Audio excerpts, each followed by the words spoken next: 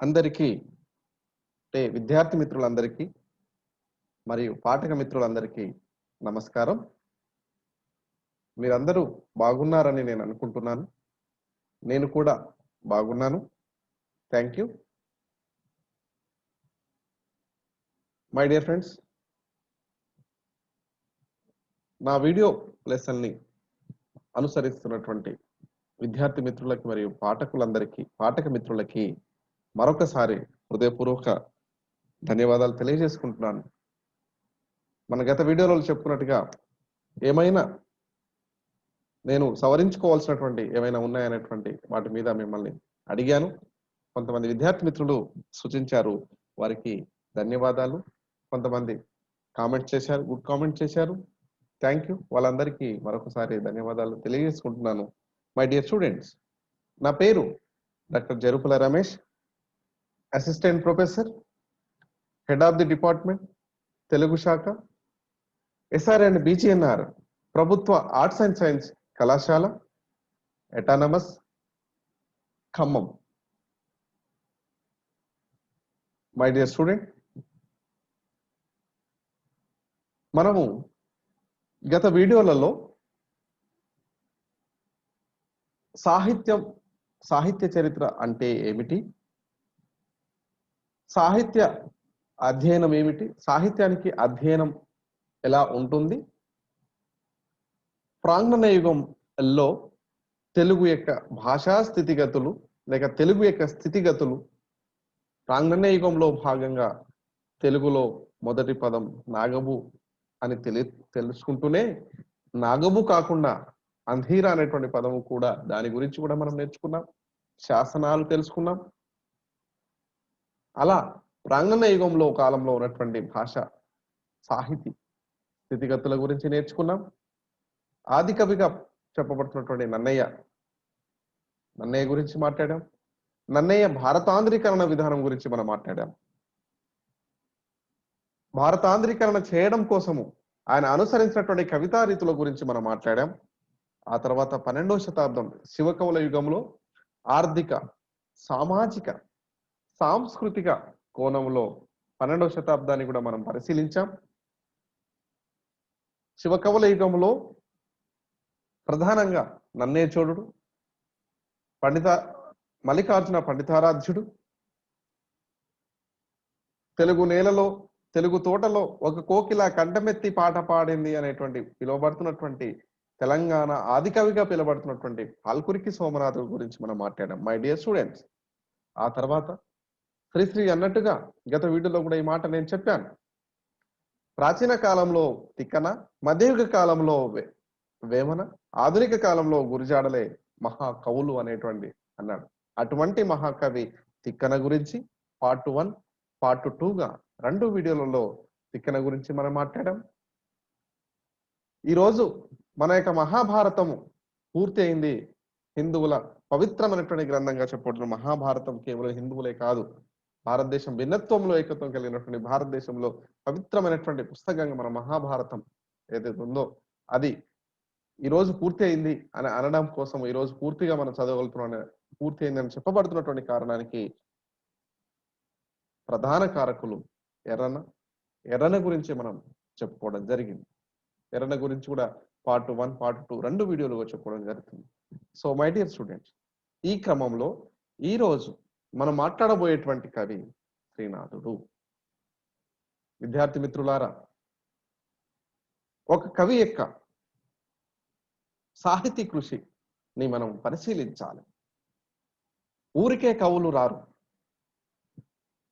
దాని వెనుక ఎంతో కఠోరమైనటువంటి ఒక శ్రమ ఉంటుంది, శ్రమ దాగి ఉంటుంది. ఆ తాత్విక కోణాన్ని మనం పట్టుకోగలగాలి. 600 సంవత్సరాల పూర్వము ఒక వ్యవసాయ క్షేత్రాన్ని సృష్టిస్తే, ఆ వ్యవసాయ క్షేత్రం గురించి ఈరోజు మనం మాట్లాడుతున్నాము అంటే దాని వెనుక అనేకమైనటువంటి కారణాలు ఉంటాయి. అందుకే మనం గురజాడ అన్నట్టుగా మతములన్నీ మాసిపోవును, జ్ఞానం ఒక్కటి నిలిచి వెలుగును అన్నాడు. అయ్యా, మతాలన్నీ మాసిపోతాయి. మతములు, జ్ఞానములు అనేటువంటి అన్ని కూడా మాసిపోతాయి. చివరన ఉండేది ఏమిటయ్యా అనంటే ఈ జ్ఞానం ఒకటే. మతములన్నీ మాసిపోవును, జ్ఞానం ఒక్కటే నిలిచి వెలుగును. ఈ రోజు ఎంతో మహనీయులు శ్రీనాథుడు కూడా చనిపోయాడు కదా. అయినా కూడా మై డియర్ విద్యార్థి మిత్రుల, మై డియర్ స్టూడెంట్స్, ఎవరిని తలుచుకుంటున్నాం ఈరోజు? ఎవరి గురించి మనం మాట్లాడుకుంటున్నామంటే శ్రీనాథుడు అనేటువంటి ఒక వ్యక్తి ఆనాటి కాలంలో అందించినటువంటి జ్ఞానం గురించి మనం మాట్లాడుకుంటున్నాం. జ్ఞానం అనేటువంటిదే సుప్రీం ఫైనల్. అందుకే జ్ఞానం ఒక్కటే నిలిచి వెలుగును అనేటువంటి అది కావాలి. మై డియర్ ఫ్రెండ్స్, మీరు చూడండి, అహంకారాలు, ఇగోలు, డబ్బు, పలుకుబడి అని కూడా కనుమరుగైపోయాయి. కోవిడ్-19 నేపథ్యంలో గొప్పవాడు, కోటీశ్వరుడు, ప్రపంచంలో టాప్ 1 గా ఉన్నటువంటి వాళ్ళు, ప్రపంచంలో లిస్టులో ఉన్నటువంటి వాళ్ళు, చివరి ఉన్నటువంటి వాళ్ళందరూ కూడా ఒకటే అని తెలియజేసింది కోవిడ్-19. అంటే ఇక్కడ అర్థం ఏమిటి అంటే చివరిలో ఈ కోవిడ్-19లో కూడా విజయం సాధించింది ఏమిటి అని అంటే డబ్బు కాదు, అహంకారం కాదు, పలుకుబడులు కావు, జ్ఞానం ఒక్కటే ఈరోజు విజయం సాధిస్తుంది అనేటువంటిది. ఈరోజు ఏదో రష్యా వాళ్ళు వ్యాక్సిన్ ని కనుక్కున్నాము అనే రష్యా అధ్యక్షుడు పుతిన్ గారు నా కూతురికే మొదటిసారిగా వ్యాక్సిన్ నేను ప్రయోగించానని చెప్పడం శుభసూచికం. ఎంతైనా ముదావహం. విద్యార్థి మిత్రులారా, పేదవాడు, డబ్బున్నవాడు, చివరికి ఎన్ని రకాల మనుషులు ఉన్నారో కూడా అందరూ ఒకటేనని ఈరోజు కోవిడ్-19 కరోనా నేపథ్యంలో మనం చూస్తా ఉన్నాం. ఒక సందర్భంలో జ్ఞానపీఠ అవార్డు గ్రహీత డాక్టర్ సి నారాయణ రెడ్డి గారు ఒక మాట అంటారు, ఒక కవిత మాట అంటారు. ఎవడికి కావాలోయ్ ఓడిన వాడి సంజాయిసి, ఎవడి కావాలోయ్ ఓడిన వాడి సంజాయిసి, ఒడ్డున చేరిన వాడికి ఈ సమాజం వంగి సలాము కొడుతుంది, ఒడ్డున చేరకపోతే వాడు మునిగిపోతాడు. ఇది చెప్పినటువంటి మాట. ఏం గమనించాలి విద్యార్థి మిత్రులారా? ఇందులో శ్రీనాథుడు తన జీవిత కాలంలో ఆ జీవన విధాన తత్వంలో కొన్ని సందర్భాల్లో ఓడిపోవచ్చు, కొన్ని సందర్భాల్లో కావాలని ఓడిపోవచ్చు, ఇతరుల కోసం ఓడిపోయినటువంటి సందర్భాలు ఉండవచ్చు. కానీ ఓడిన వాడి సంజాయిషి కాదు. ఇక్కడ డబ్బు కాదు, విలువలతో కూడినటువంటి తాత్విక కోణాలతో కూడినటువంటి విధానములో ఒక జ్ఞాన సంపద కావాలని ఆకాంక్షించినటువంటి కవులలో శ్రీనాథుడు కూడా ఒకటి. సాహిత్యం ఏం చెప్తుంది? హితేన సహితం సాహిత్యము, సహితస్య భావ సాహిత్యము. ఇంకా నన్ను అన్నట్టుగా విశ్వశ్రేయ కావ్యం అంటే సమాజాన్ని మేలును చేకూర్చేది సాహిత్యము అని అనుకున్నప్పుడు ఆ మేలును చేకూర్చేది నువ్వు అవ్వాలి, ఆ మేలును చేకూర్చేది సమాజంలో మనం అందరం అవ్వాలి. అలా అవ్వాలంటే వ్యక్తుల గురించి ఊరికే సినిమాలలో, ఎక్కడో పేపర్లలో, పుస్తకాలలో విధానంలో చూసేసి వెళ్ళిపోవడం కాదు. 600 సంవత్సరాల క్రితం శ్రీనాథుడు అంతగా రాస్తే ఈనాడు కనుక శ్రీనాథుడు కనుక జీవించి ఉంటే ఆయన చేసినటువంటి ఏదైతే సాహితీ సంపద ఉందో ఈ సాహితీ సంపదకు ఎన్నో గౌరవ డాక్టరేట్లు వచ్చేవి. అందుకే మై డియర్ ఫ్రెండ్స్, ప్రాచీన కోణాన్ని ఆధునిక కోణంతో మనం మాట్లాడాలి. ప్రాచీన సాహిత్యం అంటే పద్యాలే ఉండవచ్చు, గద్య పద్యాలతో కూడినటువంటి సాహిత్యము, వచనంతో కూడినటువంటి సాహిత్యం ఉండవచ్చు. కానీ ఆ సాహిత్య అంతిమ సారం ఏమిటి, అంతిమ ప్రయోజనం ఏమిటి? అంతిమ ప్రయోజనము లేనటువంటి సాహిత్యము అది సాహిత్యమే కాదు. అటువంటి సాహిత్యము ఈ సమాజానికి ఉపయోగపడదు, అది నిరుపయోగమైనటువంటి సాహిత్యంగా మనము భావించాలి. అటువంటి సాహిత్యము నిరుపయోగమైనటువంటి సాహిత్యంగా మనము భావించవలసినటువంటి అవసరము ఉన్నది. అందుకే విద్యార్థి మిత్రుల, మరి అటువంటి నిరుపయోగమైనటువంటి సాహిత్యాన్ని శ్రీనాథుడు సృష్టించలేదు. ఉపయోగకరమైనటువంటి సాహిత్యాన్ని, మార్గదర్శకరమైనటువంటి సాహిత్యాన్ని సృష్టించినటువంటి వాడు శ్రీనాథుడు. అంటే విద్యార్థి మిత్రులు ఎలా ఆలోచిస్తారో చూడండి. ఒక తరగతి గదిలో ఒక అధ్యాపకుడు పాఠం చెప్తున్నటువంటి సందర్భంలో విద్యార్థులు ఎంత సామాజిక కోణాన్ని, తాత్విక కోణంలో ఆలోచిస్తారేమో అనేటువంటి భావనలో ఆలోచిస్తున్నారు అనేటువంటి భావనలో ఒక ప్రశ్న అడిగాడట. అయ్యా, వరి ఎక్కడ పండుతుంది అని అడిగినప్పుడు ఆ విద్యార్థి మిత్రులు ఏమన్నారో తెలుసా? చెట్టు మీద పండుతుందట అయ్యా అని చెప్తే ఎంత గొప్పగా మనం ఆలోచిస్తున్నాం. మనం గొప్పగా ఆలోచిస్తున్నామా? సమాజంలో ఎక్కడ బతుకుతున్నాం అనేటువంటి కోణాన్ని మనం అర్థం చేసుకోవాల్సినటువంటి అవసరం ఉన్నది. అందుకే మై డియర్ స్టూడెంట్స్, శ్రీనాథుడు ఒక గొప్ప కవి. ఎలా గొప్ప కవి మనం ఎందుకు అర్థమవుతాడు అంటే, అతని యొక్క సాహిత్యం రాసినటువంటి సాహిత్య విధానంలో, అతను రాసినటువంటి రచనలు ఏవైతే ఉన్నాయో, అతను అనుసరించినటువంటి శైలి ఏదైతే ఉన్నదో, అతను సృష్టించినటువంటి పాత్రలు ఏవైతే ఉన్నాయో, ఇవన్నిటి వెనుక అప్పుడు శ్రీనాథుడు గొప్పవాడుగా అని మనకు అర్థమయ్యేటువంటి కోణం మనకు అప్పుడు అర్థమవుతాడు. అందుకే మై డియర్ స్టూడెంట్స్, ఈరోజు పాఠం మనము శ్రీనాథుడు. విద్యార్థి మిత్రులారా, శ్రీనాథుడు గురించి కూడా 2 వీడియోలు మనం చెప్పుకుంటాం. మొదటి వీడియోలో శ్రీనాథుడు సామాజిక, రాజకీయ, ఆర్థిక కోణంలో విషయాలను మనం మాట్లాడుతున్నాం. రెండవ వీడియోలో శ్రీనాథుడి యొక్క సాహితీ రచనల సృష్టి ఎలా ఉండేది అనే 2వ వీడియోలో మనం మాట్లాడతాం. అందుకనే శ్రీనాథుడు గురించి ఆచార్య జి నాగయ్య గారు ఒక మాట, డాక్టర్ జి నాగయ్య గారు తన పుస్తకంలో ఒక మాట అన్నారు. ఏమంటే చూడండి, శ్రీనాథుడు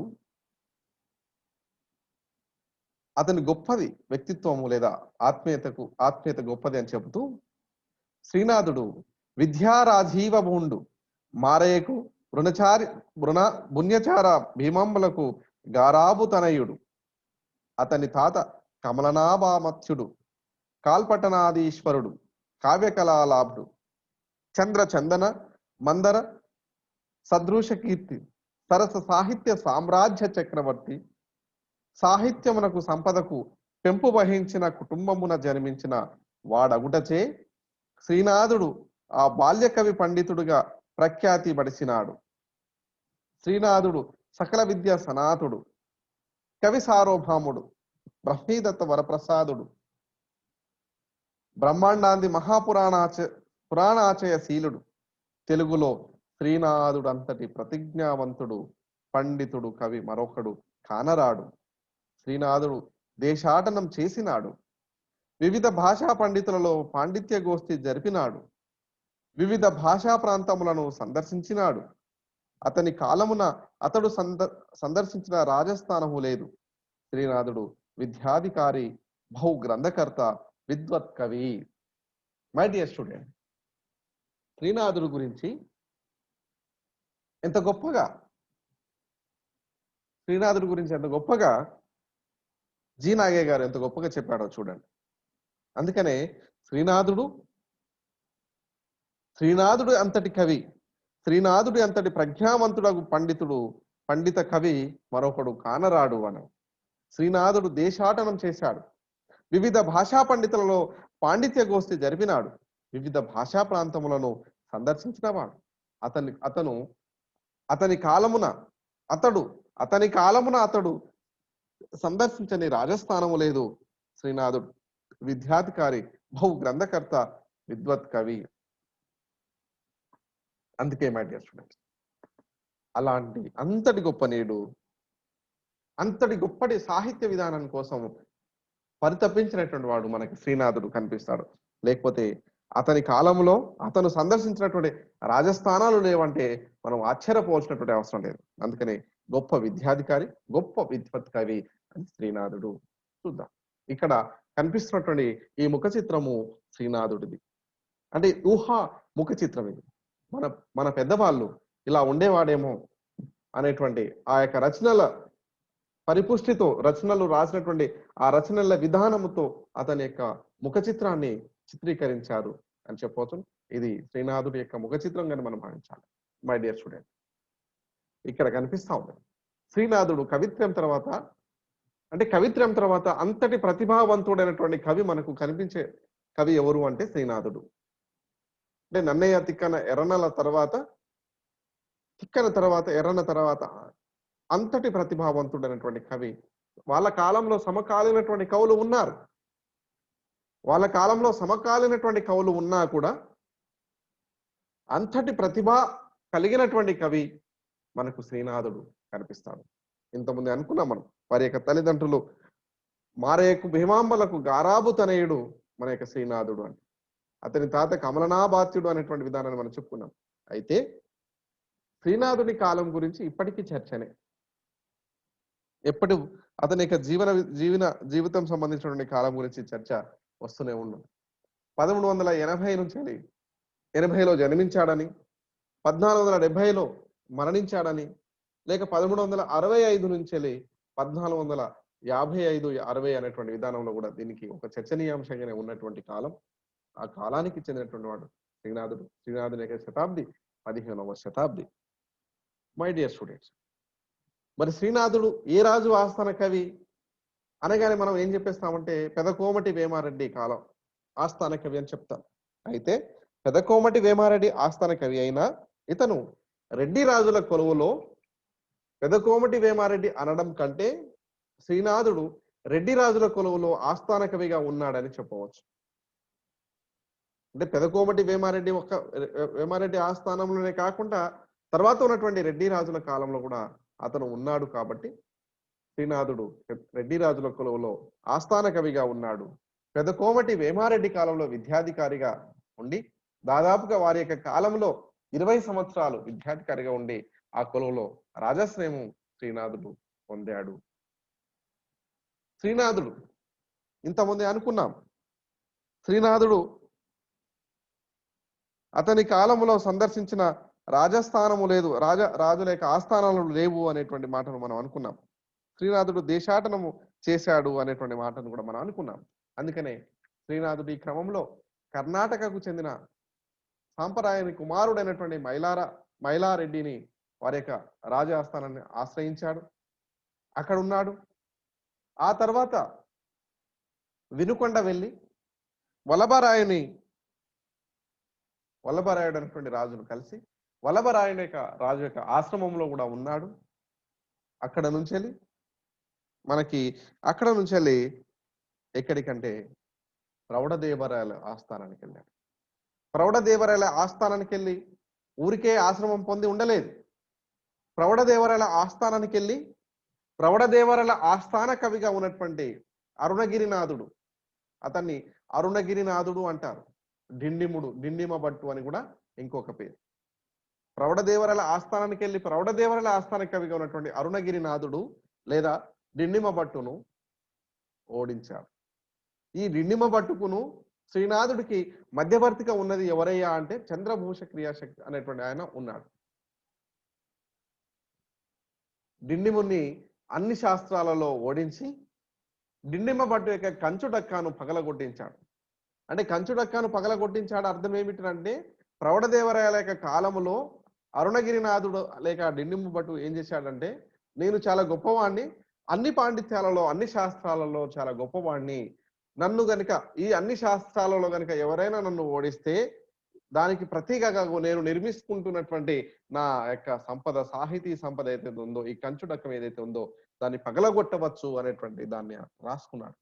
అందుకనే అన్ని శాస్త్రాలలో అతను ఓడించి ఆ యొక్క కంచు డక్కను పగలగొట్టించి అక్కడ కవి సార్వభౌమ అనేటువంటి బిరుదును పొందాడు. శ్రీనాథుడు కవి సార్వభౌమ అనేటువంటి బిరుదును అక్కడ పొందడం అనేటువంటి జరగడం జరిగింది. ఆ తర్వాత రాచకొండను పాలించినటువంటి ముమ్మడి సింగభూపాలుడు అనేటువంటి రాజు దగ్గరికి వెళ్ళాడు. ఆ రాజు యొక్క కొలువును సందర్శించాడు. సందర్శించి అక్కడ ఉన్నాడు. అక్కడ నుంచి మళ్ళీ రాజమహేంద్రవరం వెళ్ళి వీరభద్రారెడ్డి కొలువులో కూడా ఉన్నాడు. వీరభద్రారెడ్డి కొలువులో ఉన్న తర్వాత ఆ యొక్క రాజమహేంద్రవరం ఈ యొక్క సామ్రాజ్యం ఏదైతే ఉందో ఇది వేరే రాజులు ఆక్రమణ చేయడం ద్వారా చివరికి ఏ రాజు కొలువులో ఉండలేక చివరికి శ్రీనాథుడు నిరాశ్రయుడయ్యాడు. అంటే మై డియర్ స్టూడెంట్స్, ఇంత పని అంత ఈజీ కాదు. అంటే మనం ఒక పనిని ఒక కవి గురించి చదవడం కోసమే అన్ని తంటాలు పడుతుంటాం. కానీ ఆనాటి కాలంలో శ్రీనాథుడు ఎంత చలాకీగా, ఉత్సుకతతో, అంటే అక్కడ దానికి కావలసినటువంటిది ఏమిటంటే ఒక కోరిక, ఒక తపన, నేర్చుకోవాలనేటువంటి బలమైనటువంటి ఒక సంకల్పం. సంకల్పం గనుక ఉంటే ఎంతవరకైనా వెళ్ళొచ్చు అనడానికి అది ఒక గొప్ప ఉదాహరణ. మనకి శ్రీనాథుడి జీవన తత్వంలో అతను దేశాటనం చేసినటువంటి ఈ విధానం మనకు చాలు. శ్రీనాథుడు గొప్పవాడు అనడానికి, శ్రీనాథుడు ఎంత కోరికతో, ఎంత కసితో వివిధ రాజులను అక్కడ ఎందుకు వెళ్ళాడు అంటే, వెళ్ళడానికి కారణం ఏంటంటే డబ్బులు లేకనో లేక డబ్బుల కోసం వెళ్ళలేదు. ఇక్కడ నేను రాస్తున్నప్పుడు ఇతర ప్రాంతంలో ఉన్నటువంటి వాళ్ళ యొక్క రాజస్థానంలో ఉన్నటువంటి కవులు వాళ్ళ యొక్క తెలివితేటలను అక్కడ నాకు తెలియని ఏమైనా అంశాలు ఉంటే అక్కడ నేర్చుకోవచ్చు, లేదా నాకు తెలిసినటువంటి అంశాలను కూడా అక్కడ వాళ్ళతో పోటీలలో మనం అక్కడ వాళ్ళకి ఇవ్వవచ్చును. తద్వారా మనకి ఒక కీర్తి కావచ్చు, ఒక సాహితీ కృషి కూడా జరుగుతుందనేటువంటి ఒక భావన శ్రీనాథుడిలో కలిగింది. శ్రీనాథుడు చాలా గొప్పవాడు అనడానికి ఇంతకంటే మనకేమి ఉదాహరణ లేదు. మై డియర్ ఫ్రెండ్స్, శ్రీనాథుడు సహస్ర జీవిగా భావిస్తూ ఉంటారు. అందుకే ఇంతకుముందే మనం అనుకున్నాం, బ్రహ్మీ మహమూర్తి శ్రీనాథుడు అని, మహాకవులలో గొప్పవాడని అనేటువంటి తెలుగు కవిత్వాన్ని పుష్టివంతం చేసినటువంటి మహానుభావుడు శ్రీనాథుడు అన్నట్టు. సంస్కృత ప్రాకృత శౌర్య తేని ముఖ్య భాషా పరిజ్ఞాన పాఠవంబు పన్నగాపతి సార్వభౌమం భాసిత మహాభాష్య విద్య సమభాష్య బలము అక్షదశ క్షణ కనాద పక్షిలో ధీరత నాయకల కౌశీల్యతిశము శృతి పురాణగమ స్మృతి సంఖ్య సిద్ధాంత కవలన వ్యుత్పత్తి గౌరవము కలిగినటువంటి వ్యక్తి. అటువంటి ఆ వ్యుత్పత్తికే గౌరవం కలిగించినటువంటి వ్యక్తి శ్రీనాథుడు. అయితే శ్రీనాథుని కాలంలో ఉన్నటువంటి సామాజిక పరిస్థితులను మనం పరిశీలించాలి. ఇంతమంది అనుకున్నాం శ్రీనాథుని బిరుదులు, శ్రీనాథుడు భోగి అయిన ఈశ్వరచన కళాశీలుడైనటువంటి లోకజ్ఞుడు, కవి సార్వభౌముడు, అగర్భ శ్రీమంతుడుగా ఇన్ని రకాల పేర్లతో మనము శ్రీనాథుడిని మనము పిలుచుకుంటా ఉన్నాం. అందుకే మై డియర్ ఫ్రెండ్స్, అందుకే ఆ యొక్క 15వ శతాబ్దం నాటి యొక్క సామాజిక ఆర్థిక పరిస్థితులను మనం కొంతవరకు, ఆ 15వ శతాబ్దం పరిస్థితులు ఏందో కొంతవరకు మనం పరిశీలించాల్సినటువంటి అవసరం ఉంది. అందుకనే శ్రీనాథుడి కాలంలో ఉన్నటువంటి రాజకీయ, ఆర్థిక, చారిత్రక, ఆర్థిక, మత పరిస్థితుల నేపథ్యంలో శ్రీనాథుడిని ఒక్కసారి మనం చూద్దాం. పెదకోమటి వేమారెడ్డి క్రీస్తు శకం 1402 టు 1420 మధ్యన కొండవీడును పాలించాడు. అతడు ప్రళయ వేమారెడ్డి అన్న అయినటువంటి మాచారెడ్డి యొక్క మనవడు. అనవేముని తర్వాత కుమరగిరి రాజు అయినప్పుడు పెదకోమటి వేమారెడ్డి అతన్ని ఎదిరిస్తాడు. ఎదిరించిన తర్వాత వాళ్ళిద్దరి మధ్యన జరిగినటువంటి ఒడంబడిక ప్రకారమే కుమారగిరి తర్వాతనే అతడు కొండవీడుకు క్రీస్తు శకం 1402 నుంచి రాజై 1420 వరకు పాలిస్తాడు. అతడు ధాన్యకటకంలో పాలన సాగిస్తున్న కాలంలోనే శ్రీనాథుడు అతన్ని ఆశ్రయించాడు. మొదటిసారిగా అక్కడ ఆశ్రయిస్తాడు. పెదకోమటి వేమారెడ్డి పరాక్రమశాలి. కేవలం పరాక్రమశాలి కాదు విద్యార్థి మిత్రులారా, గమనించాలి. అతను గొప్ప పండితుడు మరియు కవి కూడా, మరియు సాహిత్య అభిమాని కూడా. కొండవీటి రెడ్డి రాజుల వైభవము అతని కాలంలో ఒక వెలుగు వెలుగుతుంది. ఒక వెలుగు వెలిగి చివరికి అతనితో కూడా అంతరించిపోతుంది. కొండపల్లి తీరాంధ్ర భూములను జయించి పెదకోమటి రాజ్యంలో పెదకోమటి వేమారెడ్డి శాంతి భద్రతలను ఏర్పరుస్తాడు. రాజమహేంద్రవరాన్ని జయించి కొండవీడును దాంతో ఏకం చేయాలని పెదకోమటి కాటయ్య వేమునితో యుద్ధాలు చేస్తాడు. అలాగే ఆ తర్వాత కాటయ్య వేమన మరణించిన తర్వాత రాజమండ్రికి అతని వంశము, రాజమండ్రి మరణించిన తర్వాత రాజమండ్రి అతని వశం కాలేదు. తన మంత్రి అయినటువంటి మామిడి సింగన రాజనీతితో పెదకోమటి బహుమనులతో సంధి చేసి వాళ్ళ సహాయంతో మళ్ళీ రాజమండ్రిని ముట్టడిస్తాడు. అయినా అల్లాడరెడ్డి పరాక్రమంతో తిరిగి వీళ్ళను తరిమి వేస్తాడు. తర్వాత రాచకొండ రాజులు విజయనగర రాజులతో మైత్రి చేసి కొండవీడును ముట్టడిస్తారు. తర్వాత పెదకోమటి తమ్ముడైనటువంటి మాచారెడ్డిని రాచకొండ వాళ్ళతో కలిసి దండెత్తిన తర్వాత దేవరకొండ రాజు అయినటువంటి అతని వేదగిరిని చంపాడు. దానికి ప్రతిక్రియగా పెదకోమటి ఎమారెడ్డి దేవరకొండపైకి పోయి వేదగిరిని చంపుతాడు. దాంతో వేదగిరి తమ్ముడు లింగమణియుడు యుద్ధములో పెదకోమటిని ఓడించి అతని సింహాలాంఛనాన్ని వంశపారపర్యంగా వచ్చిన నందికంఠ పోతరాజు అనే కత్తిని హరిస్తాడు. ఆ సమయంలోనే శ్రీనాథుడు రాచకొండరాజు సర్వజ్ఞ సింగని దర్శించి రాయబారం నడిపి తన పాండిత్యంతో అతన్ని మెప్పించి పెదకోమటి సింహాలాంఛనాన్ని కత్తిని తెచ్చాడని ఒక కథ ఉంది. తిక్కన తర్వాత శ్రీనాథునికి కవిత్వ పాండిత్యంతో రాజకీయ రాయబారాలను నడిపి రాజులను మరియు రాజగౌరవాన్ని పునఃప్రదర్శించినటువంటి గౌరవం మనకి శ్రీనాథుడికి దక్కుతుంది దీని ద్వారా అని మన పరిశోధకులు భావిస్తా ఉన్నారు. అంతటితో కొండవీటి రాచకొండ రాజులకు యుద్ధాలు ఆగలేదు.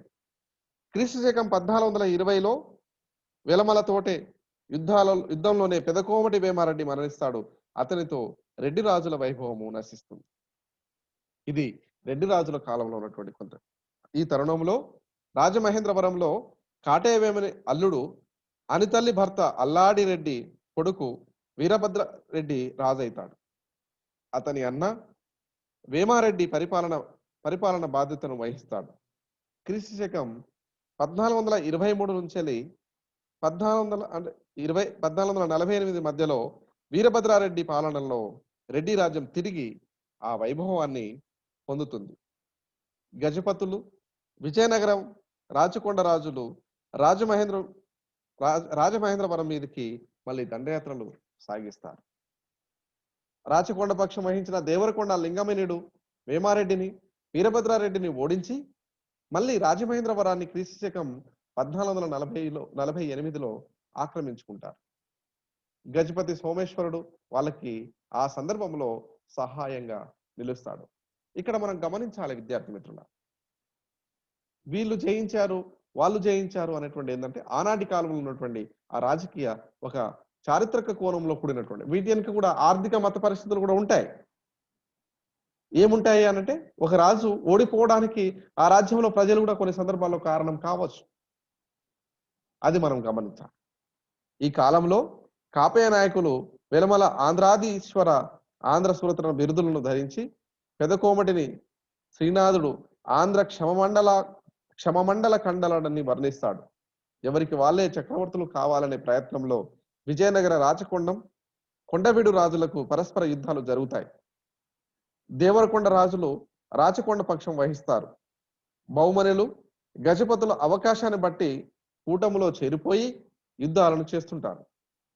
పరస్పర యుద్ధాలతోనే కాపయ రాజ్యం నశించి గోల్కొండ రాజ్యం అప్పుడు ఏర్పడుతుంది. గోల్కొండ రాజ్యం క్రమంగా రాచకొండ, కొండవీడు, రాజమహేంద్రవరం రాజ్యాలు నశించిపోయి చివరికి కళింగులు గజపతులు విజయనగరంలో తులవ వంశీయులుగా బలవంతులై చివరికి సామ్రాజ్యాలని ఆ యొక్క సామ్రాజ్య కోణాన్ని నిర్మిస్తారు. ఆ తర్వాత రాజులు పరస్పర యుద్ధం కలహాలతో ఉన్న మొత్తం మీద దేశం సుభిక్షంగా తర్వాత ఉన్నది. కొండవీడు రాచకొండ రాజుల తాటాకుల కాలువలు తవ్వించి వ్యవసాయానికి ప్రోత్సాహం కలిగిస్తుంటారు. పరిశ్రమలు అభివృద్ధి చెందాయి. మోటుపల్లి మొదలైన రేవుల నుంచే దేశ విదేశ వ్యాపారాలు సాగుతున్నాయి. రెడ్డి రాజుల కాలంలో అవచి దేవయ్య అతని కొడుకు అవచి తిప్పయ్యలనే వణిజుల సింహలాది ద్వీపాంతరాలలో వాళ్ళు వర్తకం చేస్తున్నారు. కంచి నుంచి నెల్లూరు, ఓరుగలు మీదుగా అయోధ్య వరకు రాచమార్గం ఉండినది. ఆ మార్గం ద్వారా ఎప్పుడు కూడా వ్యాపారం జరిగేది. ఇటువంటి వ్యాపార మార్గాలే మన దేశ ఆనాటి కాలంలో ఉన్నటువంటి జాతి, సంస్కృతి, సాహిత్యాల ఆదాన ప్రదానానికి అంటే ఇచ్చుకోవడాలు పుచ్చుకోవడానికి, క్షేత్ర స్థాపనాలకు, దేవాలయ నిర్మాణాలకి ఆనాటి కాలంలో అవి దోహదం చేస్తుంటాయి. ఆ యుగంలో రాజులు, కవి పండితులైన బ్రాహ్మణులకు విరివిరిగా అగ్రహారాలు కావచ్చు, భూములు కావచ్చు, బంగారాలు కావచ్చు, దాన ధర్మాలు చేసి ధర్మరక్షణ చేసేవాళ్ళు.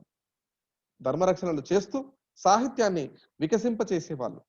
ఆ యుగంలో రాజులు దేవ బ్రాహ్మణ భక్తి తత్పరులైనారు.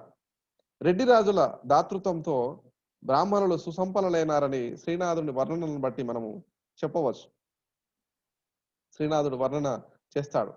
దరియింప నేర్చరి దర్భవెట్టడి వెల్ల లీల మాణిక్యంగుల గులికియలు దామములు వెండియు పైడియు దడబడగ బ్రాహ్మణోత్తముల అగ్రహారము యందు వేమ భూపాలుడరు జన్మ వీరభద్రు దాత్రివేలింప గౌతమీ తటమ్మునందు విభూది చర్మము ధరించే అనేటువంటి ఆనాటి కాలంలో చెబుతూనే, ఒకవేళ ధరయించు కట్టనాముత్యాలు కంఠమాల ఆంధ్రుతుడించిన మాణిక్య ఖచ్చిత కేయూరంబ ధరించు ఒక్కకేలా అని ఆనాటి కాలంలో ధర్మాన్ని అనుసరించి భోగి అయినాడని చెప్పేసి శ్రీనాథుడు వర్ణించినటువంటి సందర్భాలు కూడా ఉన్నాయి మై డియర్ స్టూడెంట్స్. ప్రోలయ నాయకుడు వైదిక ధర్మాన్ని మళ్ళీ పునరుద్ధరించాడని, ప్రోలయ వేమారెడ్డి వైదిక ధర్మామి అని చెప్పబడుతున్నటువంటి ఈ కాలం నాటికి వైదిక కర్మకాండాలు పూర్తిగా ఏమైపోయాయంటే నశించిపోయాయి. అక్కడ వైదిక పదం హిందూ ధర్మం అనే అర్థంలోనే మనం చూడాలి. హిందూ శబ్దం ధర్మ సంబంధంగా 16వ శతాబ్దంలో ముస్లింలతో వాడుకలో వచ్చింది. బౌద్ధ మతం కావచ్చు, జైన మతాలు కావచ్చు, వీరశైవ వైష్ణవ సిద్ధనాథ సాంప్రదాయాల భావాలతోని వైదిక కర్మలు ఆంధ్రదేశంలోని చాళుక్యుల కాలం నాటికే లేక కాకతీయుల కాలం నాటికి అంతరించాయని చెప్పాలి. నన్నయ్య ఆదరించిన రాజరాజ నరేంద్రుడు, తిక్కన ఆశ్రయించిన మనమసిద్ధి శివాభిమానులే గాక శాతవాహన విష్ణుకుండిల వలె యజ్ఞ యాగాది కర్మలానాచరించినటువంటి వాళ్ళు కాదు. చాళుక్యులు కేవలం చోళులు, చంద్రసూర్య వంశజులమని చెప్పుకున్న వైదిక క్రతువుల మీద వాళ్ళు అభిమానం చూపలేదంటే ఆ క్రతువులు అంతరించి బ్రాహ్మణ భక్తితో కూడిన పౌరాణిక మతాలు వ్యాపించాయని మనము భావించాలి. అంటే ఇక్కడ మనం గుర్తుపెట్టుకోవాలి, కేవలము సూర్యచంద్ర వంశమును మేము ఆ చరిత్ర వినాలనేటువంటి కోరిక అనేటువంటి విమర్శనాత్మక, అంటే ఈ విమర్శనాత్మక జోలికి మనం వెళ్ళట్లేదు. మీరు చిన్నపిల్లలు కాబట్టి దీన్ని అర్థం చేసుకునే స్థాయి ఇంకా మీకు రాలేదు కాబట్టి అందుకనే మై డియర్ ఫ్రెండ్స్ వాళ్ళు ఆ జోలికి వెళ్ళలేదు విధానం మనం చెప్పవచ్చు. నన్నయ్య తాను అవిరల జపహోమ తత్పరుడని చెప్పుకున్న, సోమయజ్ఞం చేసి సోమయాజైన తిక్కన సతత్వర క్రియ కర్మట పాని పద్ముడని యజకుండములోత్తముడని మక సంతోషిత మరు సముజుడని కేతన చేత కీర్తింపబడిన, వివిధ రకాలుగా వాళ్ళ ఏ కొద్దిగానో కుటుంబాలకి పరిమితమైపోయినటువంటి నిలిచిపోయినటువంటి కానీ రాజులే ఆదరణతో విస్తరంగా వ్యాపించలేవని మనము ఆనాటి కాలంలో మనం భావించాలి. అందుకే మై డియర్ స్టూడెంట్, ఈ కాలం నాటికి కూడా మనం యొక్క సాంప్రదాయం కావచ్చు, శైవం కావచ్చు, ఈ తగ్గాయి అనడానికి కారణం ఏంటంటే ఆనాటి కాలంలో ఉన్నటువంటి పరిస్థితులను మనం చెప్పుకోవచ్చు. ఎప్పుడైనా కూడా యోగ మార్గంగా, శైవభక్తి మార్గంగా అవి చివరికి నిలిచాయని మనం సాహిత్య పరిశోధకులు వాళ్ళ పుస్తకాలను బట్టి వాళ్ళు రాసినటువంటి వివిధ సాహిత్య సంపదను బట్టి మనకు తెలుస్తుంది. అందుకనే శ్రీనాథుని నైషధంలో నలుని వీర మహేశ్వర పారాగుణగు అని మూలంలో లేని విధంగా వర్ణిస్తాడు. దాన్ని బట్టి శివాభిమానం కలిగిన వాళ్ళు ఉన్నారని తెలుస్తుంది. శ్రీనాథుడు ఈశ్వరార్చన కళాశీలుడు. భీమేశ్వర పురాణాన్ని అంకితంగా తీసుకున్న బెండపూడి అన్నమంత్రి ఆగమో పనిష్మను హరుని అర్చనము చేయు సంధ్యాత్రయములందు అని శ్రీనాథుడు చెప్పిన సందర్భములు, అతను కృతులను అంకితం తీసుకున్నటువంటి వాళ్ళు శివాభిమానులని, అతని కావ్యాలను శివభక్తి సంబంధమైనవి. హరవిలాసంలో పార్వతీ అర్జునుడు ఇద్దరు పాశుపత దివ్య దీక్షను పొందినట్లుగా అందులో చిత్రీకరిస్తాడు. అతడు చిన్న వయసులోనే పాల్కురికి సోమన పండితరాజ చరిత్రను చంపువుగా వ్రాయడం, హరవిలాసంలో వీరశైవానికి సంబంధించిన సిరియాలుని కథను వ్రాయడం, అతను వీర మహేశ్వరుడును అవి చాటుతున్నాయి. మై డియర్ ఫ్రెండ్స్, పోతన కూడా మొదట వీరభద్ర విజయం రాసి తన వీరశైవ సంబంధాన్ని చాటాడు. మొల్ల తన తండ్రి జంగమార్చన పరుడు అని చెప్పుకుంది. అయితే వీరశైవ వాసనలు ఉన్న యుగంలో అది శివభక్తిగా రూపొందింది. పౌరాణిక హిందూ మతంలో భాగంగా అది మారింది అనడానికి మనము ఈ యొక్క శ్రీనాథుడి కాలంలో ఉన్నటువంటి ఒక చారిత్రక, ఒక రాజకీయ పరిస్థితులను మనం చూస్తా ఉన్నాం. ఈ యుగంలో రాజకీయ అవసరాల కోసం పండితులు అరబీ, పారసీ, తురష్కాది భాషలను నేర్చుకున్నారు. రాజమహేంద్రవరంలో వేమారెడ్డికి, వీరభద్రారెడ్డికి మంత్రి అన్నయ్య పారసీ భాష వ్రాసిన కన్నులై పండులై యమరు గాకీతు మందల వర్ణ పద్ధతులని శ్రీనాథుడు వర్ణిస్తాడు. అన్నయ్య అరబి, తురష్కి, శక, బర్బరాది భాషలను నేర్చినాడట. తిక్కన కాలంలోనే తరాజు వంటి అన్ని దేశ పదాలు తెలుగులో చేరాయి. ఇక శ్రీనాథుని కాలంలో సురతాన, వజీరు, సామాన్లు, కుల్లాయి, ఖరచు వంటి ఎన్నో అన్ని దేశాలు తెలుగులో చేరాయి. రాజస్థానంలో పొడుగాటి కోటు లాంటి అంగిని ధరించడం ఆచారమైంది. పండితులైన ఆ కోటి ధరించవలసిందే. కాగితం అప్పుడప్పుడే ప్రవేశించినటువంటి కాలం. ఈ యుగంలో రెడ్డి రాజులు, వెలమ రాజులు, విజయనగర రాజులు కాకతీయుల వలెను సాంస్కృతి అభిమానాన్ని మానలేదు. పెదకోమటి అంటే ఇక్కడ మనం గమనించాలి విద్యార్థి మిత్రులు. తెలుగు భాష గొప్పదిగా తెలుగు కవులు రాస్తున్నా కూడా ఆనాటి కాలంలో ఉన్నటువంటి రాజులు రాజభాష, ప్రజాభాష అని 2 రకాలుగా ఉన్నటువంటి సందర్భంలో ఎప్పుడు కూడా రాజభాష ఒకటి ఉండేది, ప్రజాభాష అనేటువంటిది ఒకటి ఉండేది. అందుకనే వాళ్ళు రాజభాషను ఆశ్రయిస్తున్నారా, ప్రజాభాషను ఆశ్రయిస్తున్నారా అనే విధానంలో మనం చూడాలి. అందుకనే సంస్కృతం మీద అప్పటికి అభిమానం తెగ్గలేదని మనం చెప్పాలి. పెదకోమటి వేమారెడ్డి, సర్వజ్ఞ సింగభూపాలుడు స్వయంగా సంస్కృతంలో రచనలు చేశారంటే వాళ్ళకి సంస్కృత భాష మీద ఎంత మక్కువ ఉందో చూడండి. అంత మక్కువ సంస్కృత భాష మీద ఉన్న ఆనాటి కాలంలో శ్రీనాథుడు లాంటి అంత గొప్పగా రాణించగలిగాడంటే ఎంత గొప్పది మన భాష అనేటువంటి మనం గుర్తు పెట్టుకోవాలి. వాళ్ళు సంస్కృత రచనలు చేయడమే కాకుండా సంస్కృత కవులను కూడా వాళ్ళు పోషించారు. విజయనగర రాజుల దగ్గర వంశపారంపర్యంగా గౌడ డిండిమ కవులు ఆదరింపబడారు. విజయనగర రాజుల కాలంలోనే వేదాంత దేశికులు అనేక వైష్ణవ కృతులను సంస్కృతంలో వాళ్ళు రాశారు. బుక్కరాయల కోడలు గంగాదేవి సంస్కృతంలో మధుర విజయం అనే కావ్యంగా రాసి ఆమె భర్త కంపన మధుర విజయాన్ని వర్ణిస్తూ రాసినటువంటి సందర్భం లేకపోలేదు. అయితే కాకతీయుల ఆస్థానంలో రాజుల ఆదరణలో తెలుగు సాహిత్యం లేదు.